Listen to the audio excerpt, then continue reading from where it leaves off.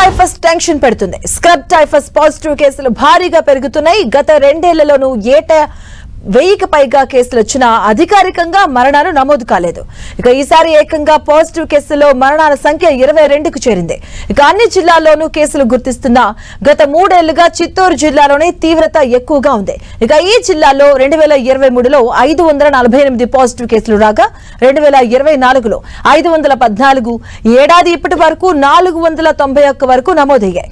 చిత్తూరు జిల్లాలో వ్యాధి ఉధృతికి మూలాలపై వైద్య ఆరోగ్య అనుబంధ శాఖలు దృష్టి పెట్టలేదు న్న విమర్శలు వినిపిస్తున్నాయి. తిరుపతి జిల్లాలోనూ 2023లో 276, 2024లో 184, ఏడాది 99 కేసులు బయటపడ్డాయి. ఇక ఈ ఏడాది కేసుల తీవ్రతలో కాకినాడ, విశాఖపట్నం జిల్లాలు 2, 3 స్థానాల్లో ఉన్నాయి. ఇక స్క్రబ్ టైఫస్ ను సకాలంలో గుర్తిస్తే సమస్య ఉండదని అవగాహన కల్పిస్తున్నప్పటికీ తొలుత జ్వరాలకు వాడే సాధారణ మందులు వేసుకుని పరిస్థితి చేయి దాటాక ఆసుపత్రిలో చేరుతూ ఉండడంతో ప్రాణాల మీదకొస్తుంది. ఇక పరిసరాల అపరిశుభ్రత, జాగ్రత్తలపై అవగాహన లేమి సమస్యగా మారుతున్నాయి.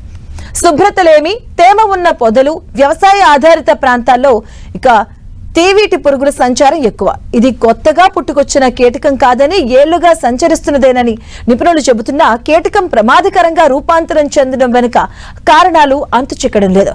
దేశవ్యాప్తంగా స్క్రబ్ టైఫస్ పాజిటివ్ కేసులు వస్తున్న ఏపీలోనే మరణాలు నమోదు కావడం కలవరపెడుతుంది.